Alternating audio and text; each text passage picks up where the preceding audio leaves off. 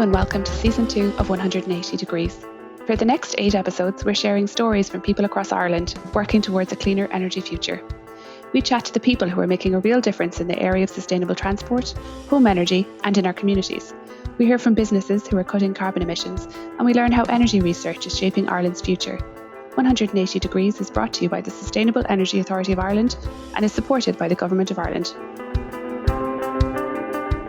Hello, I'm your host Louise Ryan, and joining me today is Carol Loftus from Mulranny Sustainable Energy Community and Ruth Buggie from SEAI's Sustainable Energy Communities team. In this episode, we will be looking at inspirational energy communities around Ireland. Carol has been working to make the community of Mulranny in County Mayo sustainable for many years now and joined the Sustainable Energy Community Network in 2018. Ruth has worked with the communities in her roles in SEAI since 2005, first with the Warmer Home Scheme and now with the Sustainable Energy Communities Programme, which she set up in 2015. This programme now has 467 member communities. Welcome to you both. Thanks so much for joining me, Carol and Ruth. Thanks, Louise. Great to be here. Thanks a million, Louise. So, Ruth, just to kick this off, just for people listening to this today who mightn't be aware of what a sustainable energy community is, can you tell them about the network and how it all began? Sure, Louise. So we set up the network back in 2015 to help answer the question we get asked the most. And that question is, what can I do to make my life more sustainable? And the answer is you can do loads, but you can do even more if you bring people along with you. And that's what the community approach is all about. So by getting a group together, as small as you like, it can be as much as a street or as big as a county, together to consider how, as a group, you can change how your community uses energy. You can make a really big impact. There's a wealth of knowledge and experience in every community in Ireland, and it needs somebody like Carol to bring the group together to share that knowledge. If, for example, you've been through a big renovation in your home, you know way more than you ever wanted to know about renovating a home, but you don't intend to do it again anytime soon. So it's the same with retrofits and it's the same with renewables. And this way, with the network, you learn and you share as you go along. So our SEC network is there for communities to share and learn with each other and with the help of the community mentors provided by SEAI.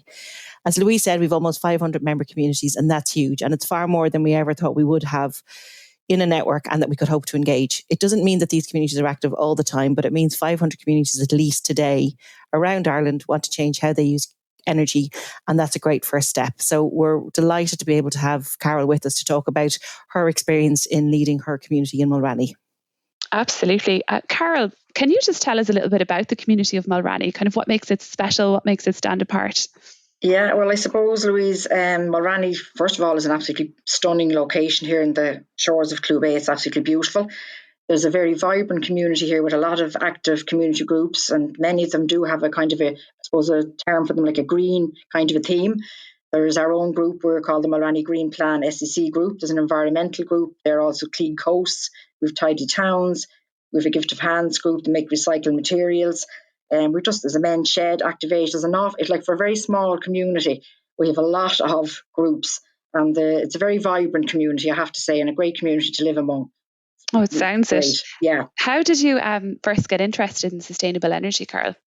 I suppose it probably came about, I know I was telling the story to Ruth before when I met her the first time, that my brother, I'm from Dublin originally, from Parmastown, and my brother's a fireman in Dublin.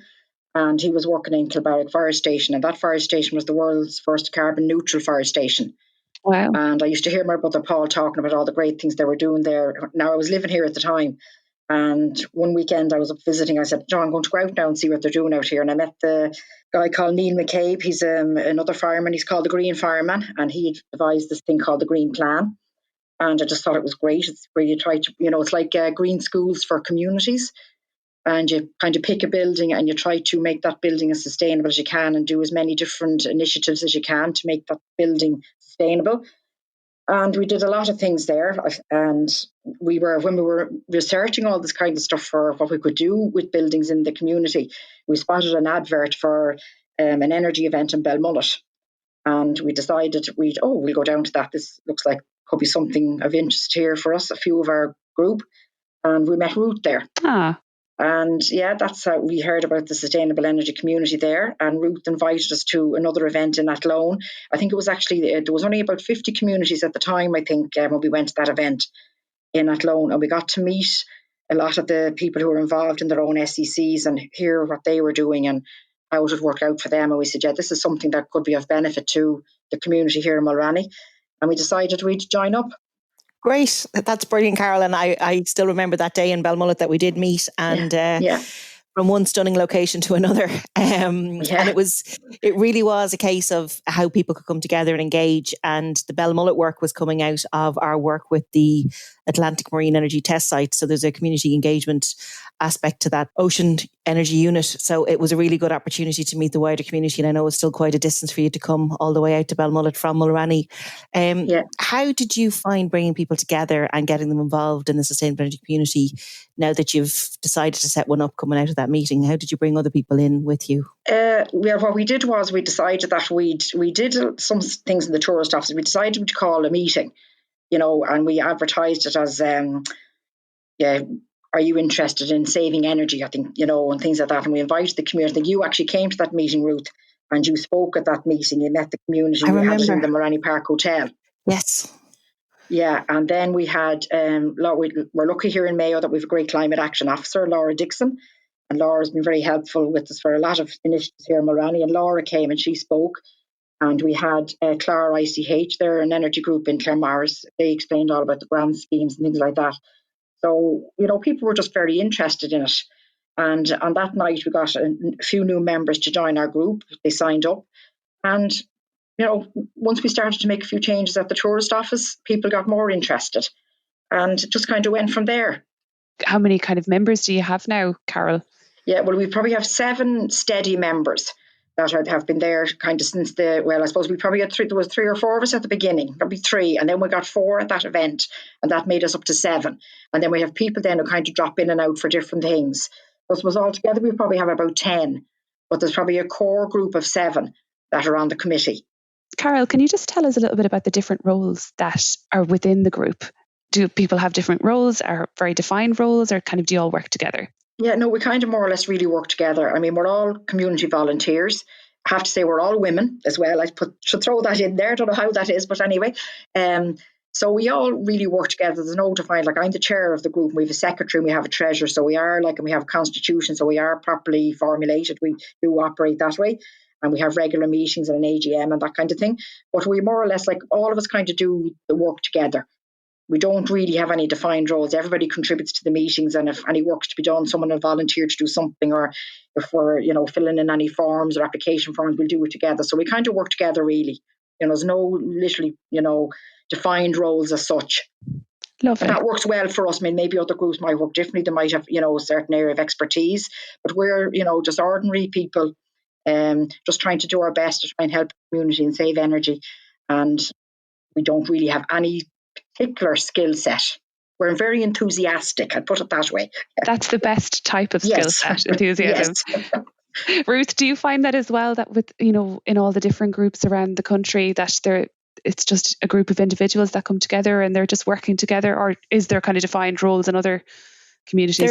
It depends on the group that come together and the skill set that they bring with them. So for some people, they have a social inclusion mindset and they want to engage as many people as possible and help as many people as possible. In some cases, there might be quite a technical aspect to the skill set and they're more keen to get started on projects. So I think it's really about playing to the strengths of the group that's brought together. I think what Carol has as well is a really good website and Facebook presence as well. So people are aware that there's an opportunity to help out. I'd say to communities considering joining the network, which we'd really encourage, is that there is a seasonality to community activity. So for a group that's very much focused in a Tidy Towns type of startup, we understand that when the Tidy Towns competition is on, that sustainable energy activities will be less. Or for example, for a town that's very reliant on tourism, they may take a step back from bringing in new projects during the tourism season. But after that, when it comes into winter, they might be more active about planning and undertaking some projects then. So it's working with the strengths and what features you have in a community is what we'd encourage, because that's the best way to make it work. So then in terms of the projects that Mulranny have done across all seasons, Carol, would you mind telling me about the first light bulb swap and what encouraged you to start that project? Oh, yeah, I suppose, yeah. Well, I was very lucky that I went on a trip to Germany with the Western Development Company. It was an energy trip, and that was really, really amazing, because in Germany, I think 34% of the local communities actually have some kind of a stake in their energy. They have shares in their energy cooperatives over there, whereas I think over here, I don't know, is it something like 1% or something like that. So I just found that really, it was fascinating, and we got to see biomass, and we got to visit the types of things that we'd love to be doing here in Ireland, and they had their community involved by doing like low-hanging fruit, as they called it.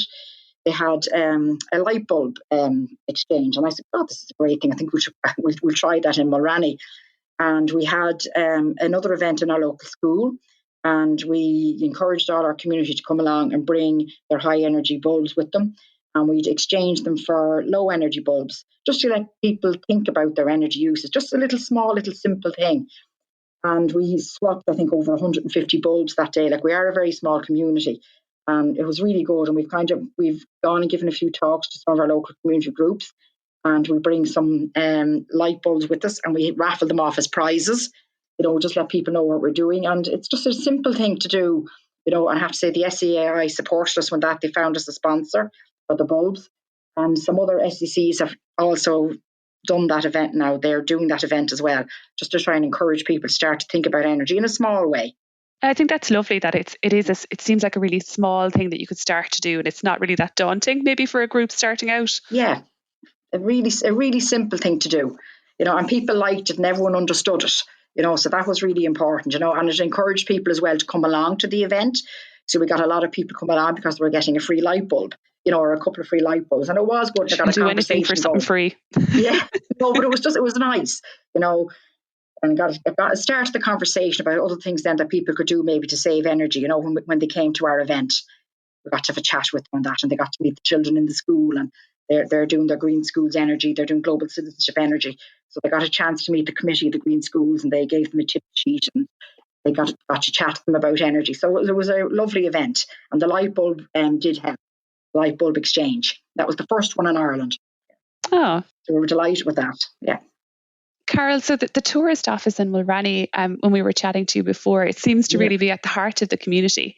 Can you tell us a little bit about the changes that you've introduced in the tourist office? Yeah. Well, I suppose it's a community-run tourist office, Louise, for starters, and we have a lot of volunteers there who meet our tourists when they come, so that's really great. And we did some lovely upgrades there to the tourist office. We put in new windows, doors. We got the attic insulated. We did the walls, and we changed all our lights to LEDs.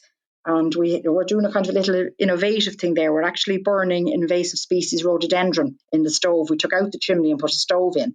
And we said we'll try and burn. There's a lot, obviously, rhododendron's a problem, I think, here in Mayo, in our national park, and in Kerry, and I'm sure a number of other areas.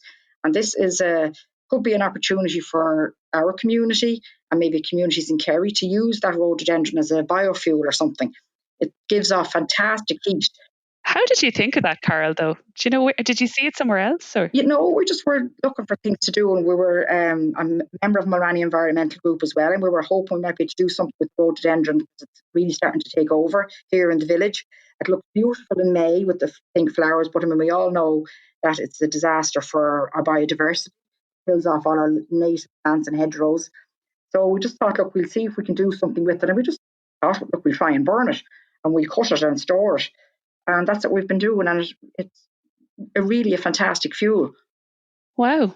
So there could be opportunities there for maybe the national parks, maybe to do something with it. Might be an opportunity to help to finance the removal of it.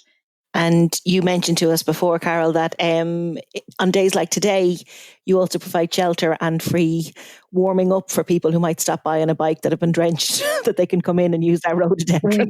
We do. Yeah. Well, obviously there's lockdown, so there's nobody around today, but normally we do. Yeah, people come in and we'll even make them a cup of tea if they're wet, and they love standing at the stove.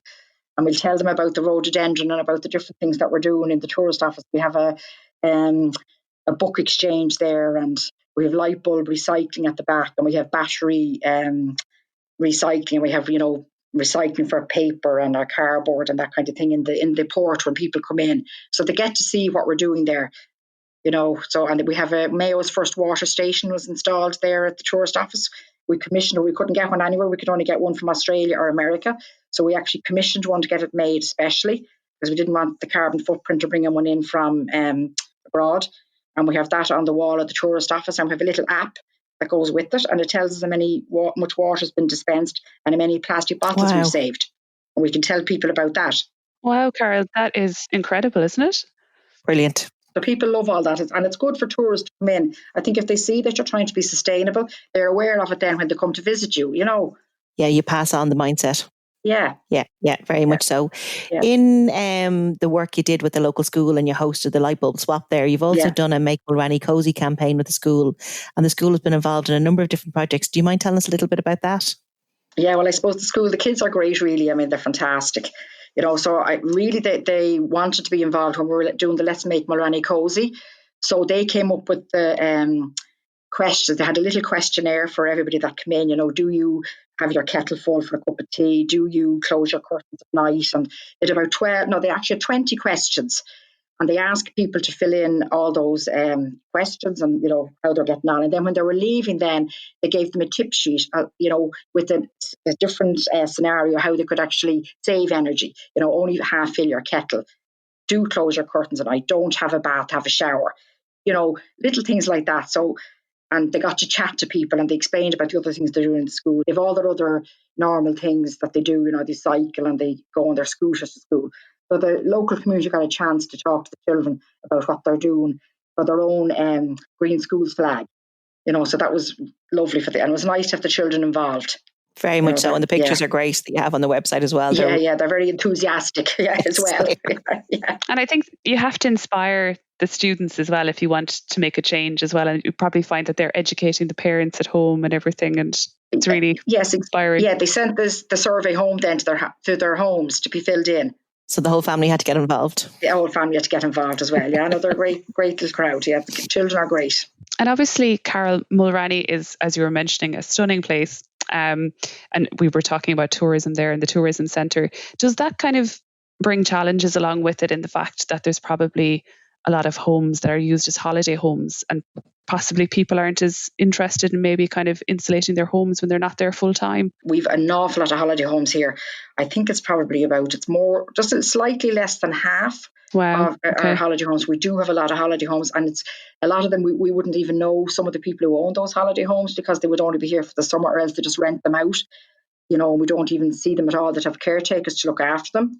So that is a bit of a challenge to try and get any work done on those holiday homes.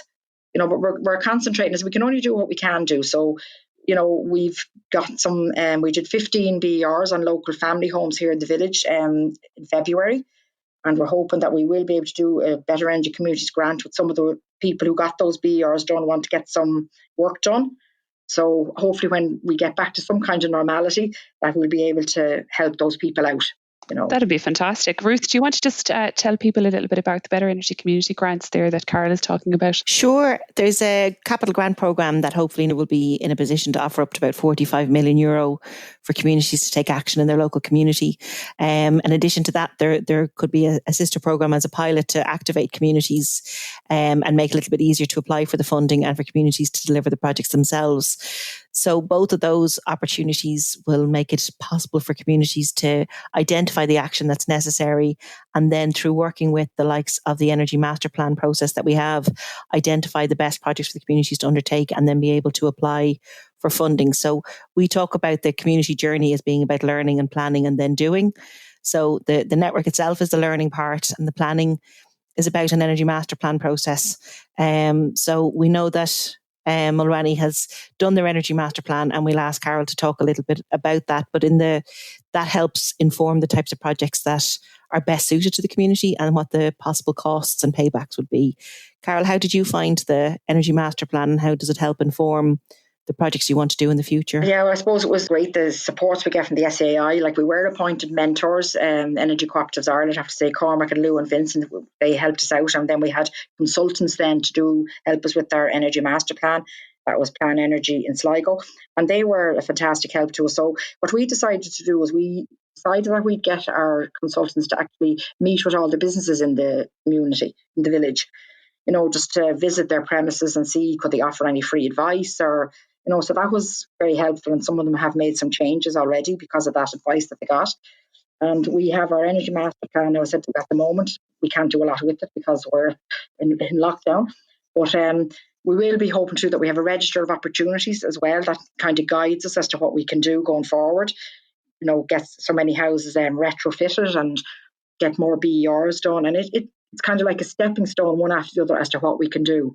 And the whole idea of the Energy Master Plan really is to try and get everyone's house upgraded. I mean, everyone thinks that immediately you're going to have maybe some renewable energy in the community, but you have to try and lower your energy usage in the community first and get it down as low as you can before you can go and do any major project, any big renewable energy project.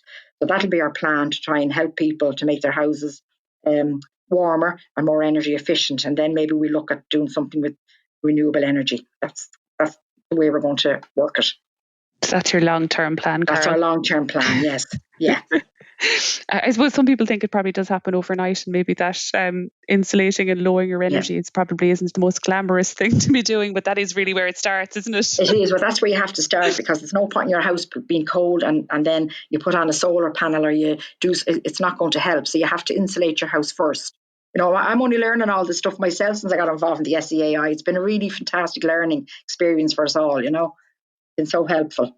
Yeah. It's great, Karen. It's great to have you on board, and it's great to see that journey evolving and the community knowledge growing and people being encouraged by your experience that they've seen the successes there. And what we'd say is that it's really important to know where you're spending your money on energy so that you can see where you can make the changes. I think it's hard to see how an individual householder can make a big impact, but when we think that every 250 homes spend about €1 million a year on their energy, when you take into account their heating and their electricity and their travel costs, it's quite a significant amount of money for a community of just 250 homes to spend. Yeah. So with some when you put it like that, changes, Ruth. it's a lot of money, and it's not hard to help people save 10% of their energy bill. Without having to make any big investments. So that's €100,000 that community has that it didn't have last year. And that recurs every year with, some small grant works and behaviour change and a bit of investment from the businesses. It's very possible to save 30%. So imagine a community being gifted €300,000 every year to spend locally or to save or to invest in their next project. There's huge potential when people act together. And I think that's the real benefit of the types of projects that Carol has started up and gotten people gathered behind, that momentum can turn into something really massive. Oh, this is good. Yeah. Small steps, yeah. And Carol, can I ask you as well, when we were chatting beforehand, you mentioned about kind of some of the other kind of maybe more visible things that you're doing, such as you mentioned the water station, but there was also the bus that you have as well for tourists, which I think sounds really amazing. Yeah, we started off running a free bus from tourist office down in collaboration with the National Park in Ballycroy. And we wanted to try and let people reduce their carbon footprint, because people were going from Mulranny down to the National Park in a couple of cars. So it was right, we'll offer a free bus service that they get picked up at the tourist office and they'd get dropped back. And the National Park put on a guided walk. And so when they got down, they were met and they were given a guided walk around the National Park Visitor Centre. And they could have a cup of coffee or whatever and then come back down and they're dropped back at the tourist office. That was really successful. And we did that for probably, I'd say, 2 years. And last year then that service has now been expanded. The National Park have taken it over completely. So that's fantastic. So people can hop on the bus and they don't need to bring their car, go down to the National Park, or they can, if they want to use it, to get to wherever they want to go in that little circle. So, it's little things to make people think about their carbon footprint. And do a lot of people take it up, Carol? They do, yeah. People do take it up, yeah, they do, yeah. They, because I'm even like coming from Westport, it's a long way down to the National Park from Westport. So if you can take a bus and you can save 2 or 3 cars going on the road, it's win-win. You can sit back and relax and enjoy the scenery at the same time. You don't have to be thinking about driving. How do you think that the work you do with the sustainable energy communities has impacted the community of Mulranny? Because you seem to have gotten great buy-in, but you seem to have normalised sustainability practices very easily. Yeah, well, I suppose there's a team of people here in Mulranny. That's not just me, and that's for sure. There's a fantastic team of people who are involved in other kinds of sustainability projects and that. So Mulranny's won a lot of awards for all the best destination for responsible tourism. We're an Eden destination. There's a lot of work. It's won silver award in the Tidy Town. So there's an awful lot of groups and people who are doing a lot of things, and we all kind of work together. So I suppose that's very important to say. There's a lot of cross. I don't know what word you'd use it. You might go to a meeting and you meet somebody, and you go to another meeting the next night with the same person. You might meet the same people, but there might be a few other people. Probably like a lot of other communities in Ireland. there's a lot of people Always ask involved. a busy person. Yeah, that's it. There's a lot of people here. So I don't know, we just work well together. We get on well together. We all we know we live in a beautiful area. We're very lucky to live here, and we want to try and protect it as best we can. With climate change and things like that. I suppose I consider myself lucky to live here, really. I love it. It's a beautiful place. I think it's lucky to have you as well, Carol. No, I really like it here. I like the people. I love where I live. It's absolutely beautiful. And we just want to try and look after it. And I think the majority of the people living here, I say all of them actually, want to do the same. So it's easy to be involved, really. What's next for you, Carol? I don't know. But what's next? We're just going to carry on, I think, and, keep doing what we're doing and try and get some, when we get out of this lockdown, that we'll get back to our energy master plan. It's very hard to do anything at the moment, like some of our committee members are kind of cocooning and things like that, and we're all being very careful around each other, and it's very hard to, at the moment it's difficult, but as I said, we're not in any rush. We'll do it as we can. We're volunteers. We're doing the best we can. We're enthusiastic, and I'd encourage anybody to get involved. You don't have to be an expert, because there's plenty of help from the SEAI to help you, plenty of expertise there. I think that's a really strong message. And Ruth, for someone listening to that, message from Carol there, that anyone can get involved, how exactly does someone get involved? Can you just start one in your community and just get stuck in? Absolutely. It's dead easy. But what I'd say is, in the first thing to look at is to see, is there already one in your community? So there might already be a group in your area that you want to get involved in. So check first on our map, which is on the SEAI.ie website, and just look up community, and you can search our Sustainable Energy Communities map, and you can find the contact details to find out if there's one nearby. If there's not one nearby and there's a group of you together that are interested in setting one up, just fill out the online application form. There's no problem at all. It's not committing you to anything other than that you want to share and learn with other communities in Ireland, and you move forward at whatever pace you're able to and interested in. And as Carol said, there's a mentor there to help guide you along.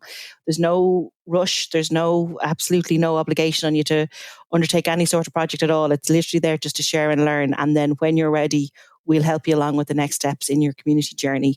There's a new section on our website that actually shows you the pathway for a community to go through. So that's a nice way just to see the different steps you can take as and when you're ready to do that. So, Carol, you've mentioned to us how difficult it can be to engage the people who are in holiday homes in the area, but you do have some really interesting initiatives that you've developed. Can you tell us about one that you think has worked out quite well for you? Yeah, I can, Ruth. We actually started a food drop box at our tourist office. We noticed that there was some of our caretakers who look after some of the holiday homes told us that there was a lot of food waste. So we said, right, we'll see, can we do something about that? So we did up a little flyer and we laminated it. And we gave it to any holiday home owners that we actually knew, and we posted it through the letterbox of ones that we didn't know, and with a little note to ask them to put it into their welcome book or to leave it somewhere visible in the kitchen, and to ask holiday home owners that were actually, when they were leaving Mulranny, that they could drop the tourist office, that we had a drop box there, and that they could leave food, that unused, non-perishable food, and that we would distribute it then afterwards. So we've been doing that now for the last 2 years, and we drop the food then to St. Vincent Hall and they distribute it. And if people are, sometimes the tourist office may be closed. We've had some holiday home owners who actually hung a bag on the door, and there's a lady across the road who will give me a ring or tell me that there's been food left, and I'll go back or she'll mind it till the next day till we open up. And that's been very successful and something different. And any group can do that. Any community could do that. Same thing. Just to avoid food waste. It's brilliant. It's such a lovely idea.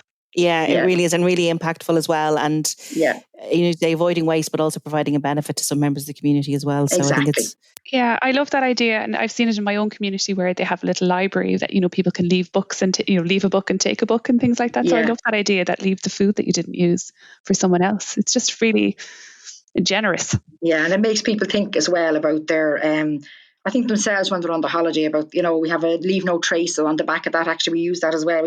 When we dropped up that food drop box information, we put a leave no trace on the back of the laminate. So it's a double-sided laminate with leave no trace on the back and the food drop box on the front. So that's to encourage people not to leave their, rubbish after. Yeah, exactly. Not to leave rubbish, just to follow a leave no trace ethic if they're visiting Mulranny or when they're on their holidays. Carol, in relation to your current progress and obviously with the lockdown, how have you found the mentoring availability for your community activities? Yeah, well, it's great. We have a lovely mentor called Orla Nicksuvna. Orla is actually another dub like myself, but she's living in Belmullet. And Orla is always at the end of the phone. Well, obviously we can't meet at the moment, but I know we're trying to do a project. We're hoping to get PV panels because we've reduced the energy on the tourist office a lot now. We've reduced the carbon footprint by over 75%. And we're going to see if we can get PV panels put on the roof of the tourist office. And we want to run an e-bike charging service there for people who use the Greenway, that they can come along and charge their bikes for free from renewable energy. So Orla's been advising me and helping me with that, and she's been great. That's fantastic. I think, as Carol has demonstrated, what people need really is just to get stuck in, a bit of enthusiasm, and just go for it. Really, there's no wrong way, is there? No, definitely not. I just want to ask you both as well, any final words of wisdom for people listening out there today? Yeah, well, I suppose you say you don't have to build a wind farm to start off. I think just do small things and go for it. That's what I'd say. Just go for it. And I mean, take your time, no rush. Just do what you can do. That's what I'd say to people. Sign up. Yeah. Yeah, it's about getting involved. Yeah. Yeah, find out what's going on locally, and if there's not something, try and see if you can start something up. But it is, start as small as you like, but find some option, look at your own energy use, look at the energy use in your family, maybe in the business that you're in. They're the places you can start to learn the different aspects of energy very easily. We've different resources on our website that can help with that as well, but it is about just getting started. And, in a year or two, you might be on the podcast instead of Carol. I think that's a really good point as well, that if you're kind of starting out, to maybe look to people like Carol and other communities around Ireland, because I mean, burning rhododendrons to water stations to, there's so many other different things that people are doing. So have a look around and be inspired. And on our website. And your website, yep. Yeah, there's some lovely videos and case studies on our website to showcase a tiny sample of the communities and what they've done so far. And we'd love to tell more stories. So if there's communities that are in the network that want to tell their story, get in touch and we'll help you develop a case study that we can share as well. Ruth and Carol, thank you so much for joining me today.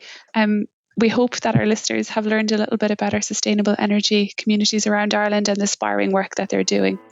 Until next time, thank you. Thanks for listening today. If you enjoyed this episode, then please like, share and subscribe to our podcast wherever you're listening now.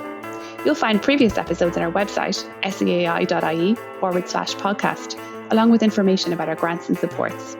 See you next week.